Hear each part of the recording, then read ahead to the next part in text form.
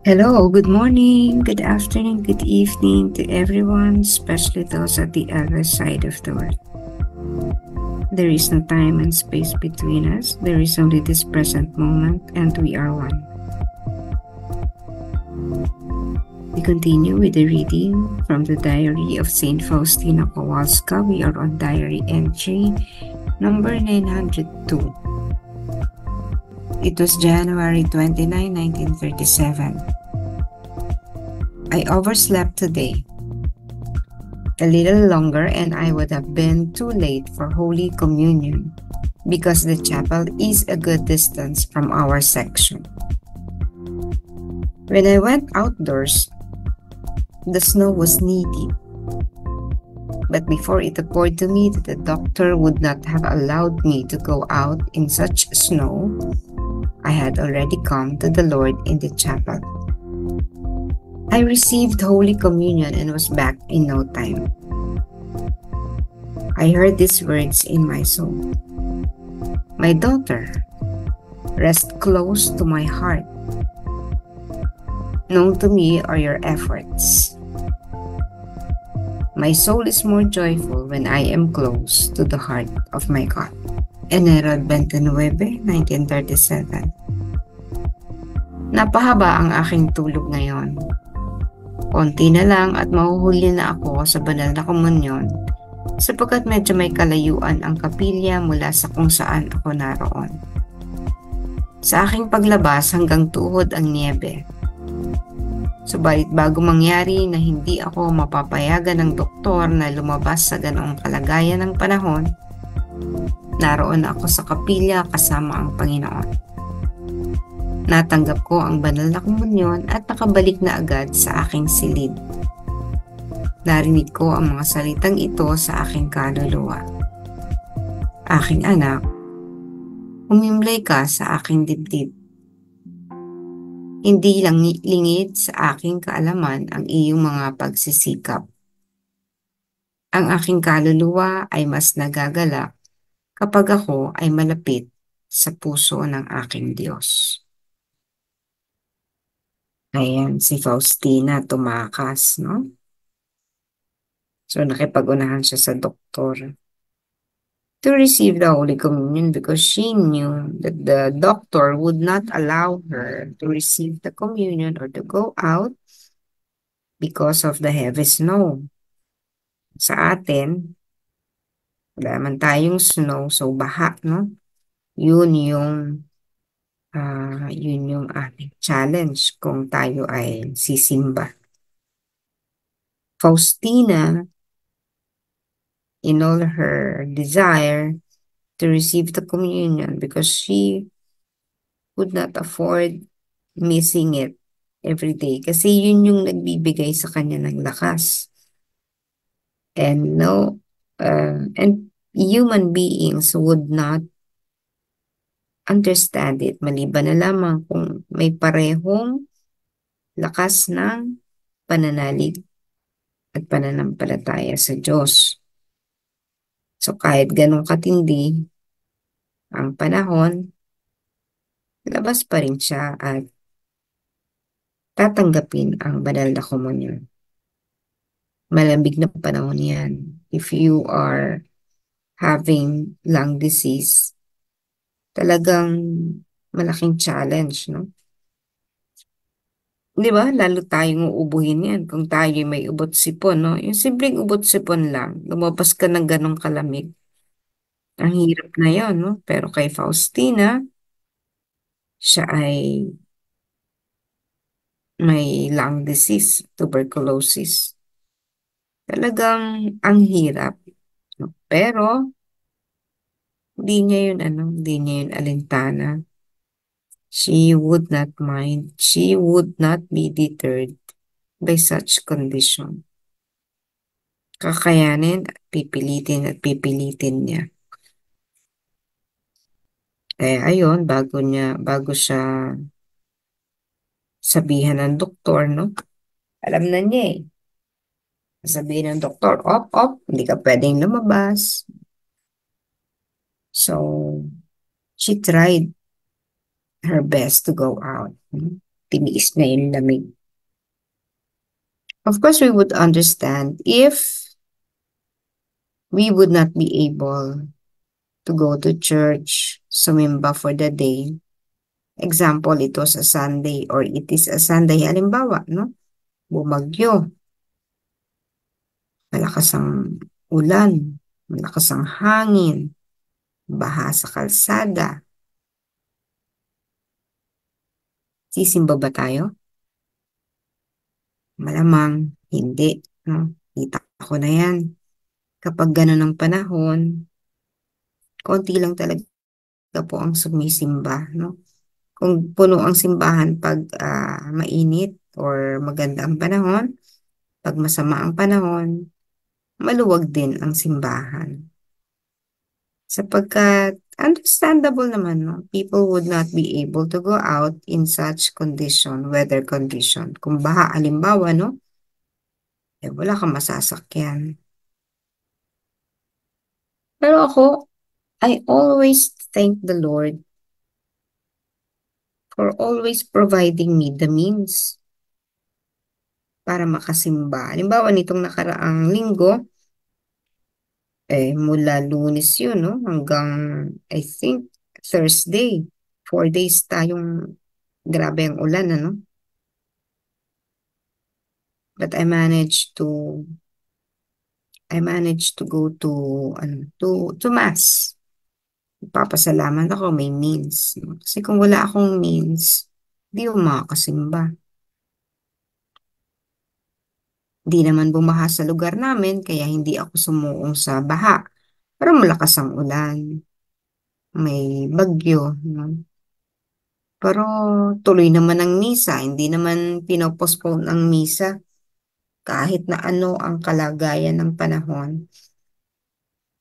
Wala akong experience pa na ang pare kinansel ang misa dahil bumabagyo, no? Kahit isa lang ang dumating sa simbahan para magmisa, tutuloy ang misa, hindi yan pwedeng i-cancela. So, all of us, pag iniisip natin, may misa kaya? Meron po, hindi po yan nakakansela kahit ano ang panahon. At yun palagay ko, yun yung pinaka sa atin, challenge sa atin kung talagang gusto nating sumimba. Tayo ba ay pipigilan ng panahon? No judgment here, no? Hindi ko sinasabi na kayo ay, it is understandable na maunawaan natin. But the point is, whenever we really would like, no? Kung meron tayong mataas na desire to be with the Lord, He will make a way, no? Gagawa siya at gagawa ng paraan. But, I remember pala last Monday, I don't know kung nasabi ko na to, no? But last Monday pala, I remember, 15 minutes akong nag-antay kasi 5:30 ang mass. Ang jeep talagang punuan. Tapos meron dumaan na jeep na maluwag, but I was not able to stop it kasi nandun ako, nakapila na ako doon sa naunang jeep. Akala ko makakaupo ako. Kaya lang, pinauna ko yung dalawang babae kasi naunang nag-intay. So, nakalampas yung isang jeep. Intay pa rin ako ng jeep. Lord, sisimba ako. Paulit-ulit ako, Lord, sisimba ako, sisimba ako, sisimba ako. I had that desire. Pero 5:30 na, wala pa rin ang jeep. Dumaan, of course, pero puno. And then 5:35, I gave up. Kasi, bago ako makarating, say 5 minutes, no? Say 5 minutes, nandun ka na. Kasi commute. Lapit lang naman eh. Pagdating mo doon, very late, doon talaga on time ang misa. Pag sinabing 5:30, talagang pag-strike ng 5:30, nandun na, pumapasok na ang pare. I never experienced having late mass dyan sa Lasalet. So, hindi na ako sumimba. Pero regret na regret ako. Parang, Lord, bakit di mo ako pinasimba? No, I had that desire. no? Pero siyempre, siguro, talagang inano niya na hindi. Pero hindi naman ako na-concern kasi Lord, nakita mo naman. Ako naman ay nag-antay talaga ng sasakyan kasi wala yung sasakyan eh. Hindi ako makapag-ano. So, kailangan mag-commute. Iyon ang dahilan. Hindi, but na parang nakakaano lang. Gusto mong sumimba, hindi ka nakasimba. The following days naman, bagyo pa rin, nakasimba naman. Pero yun, no, yung pagsimba talaga, if we had that desire, the Lord, if He wishes to, or He allows us to go, to attend, malagay syempre din sa Kanya. Siya mismo yung gagawa ng paraan. Kung hindi man mangyari despite our efforts, yun yung mas mahalaga, yung effort. Dinaanan na rin natin yan sa diary, no? Huwag tayong malungkot kasi ang mahalaga sa Panginoon, paano mo ito inumpisahan at ano ang iyong efforts na ibinuhos for a plan. Siyempre, simple lang yung misa, pero halimbawa, we have plans in our parish. Ah, laging tanong yung ganyan, yung tuloy ba, tuloy ba, tuloy ba? Example, meetings, no? Ang tingin ko na sa ganyan, you decide on the day itself na kung papayagan ka. Let the Lord decide. Huwag tayo yung mag-decide. Okay, pangit ang panahon. Sa forecast, pangit pa rin ang panahon. Ang meeting naman 2 days pa, in 2 days pa, no? Bibilang ka pa, tutulog ka pa ng 2 gabi. 2 days before, magka-cancel ka na ng meeting. Hindi mo pa alam kung ang Panginoon ay, di ba? Wala ka pang, matagal pa, kumbaga. So, huwag kang magde-decide to cancel a meeting 2 days before pa. Ako sa akin, we decide on the day itself. Yun yung magde-declare. Pero yung mood mo is to attend the meeting. Alam mong mahalaga yung meeting na yan eh. So you decide on the day itself. Allow the Lord. Nakiusap ka munang mabuti sa Kanya, Lord. Sana po ay matuloy ang meeting. No po, kasi minsan lang po ito. Pag na-postpone, mag-ano ka na naman, mag-iintay ka na naman ng isang buwan. Halimbawa, if this is a monthly meeting, mag-iintay ka na naman ng isa. Ang dami nating sa basic orientation seminar, we are saying there is an urgency, pero asan ang sense of urgency nun ko? Pipigilan tayo ng panahon. So, it's a challenge. Lord, para sa iyo to, para sa gawain ito ng awa. Let's all pray para gawin ang Panginoon ng lahat, matuloy. Huwag yung 2 days pa lang magka-cancel ka na ng meeting. Ganun po yung aking pagtingin. No, hindi tayo nagpapakabayani na ito naman, sobrang naman, rigid. Hindi po ganun eh, kasi hindi naman tayo, hindi naman tayo naglalaro dito sa. If you are serious in the devotion, be serious about it. No, let there be no other uh, blocks, no, yung mga hindrance, prevent us from doing the work. Always seek the Lord's intervention.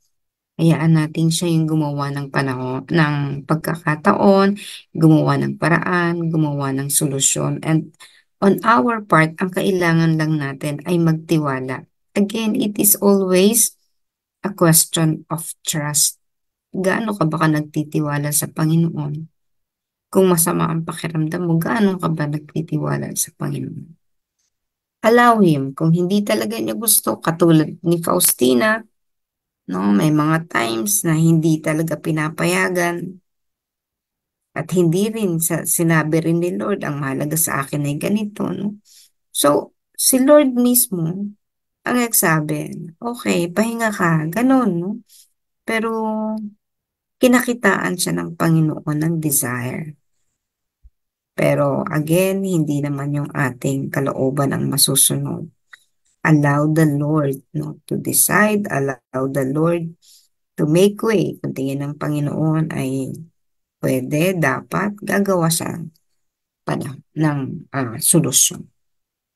Everything, sa lahat ng ating mga gagawin. Let us manifest our trust. Dapat mag-manifest yung trust sa atin.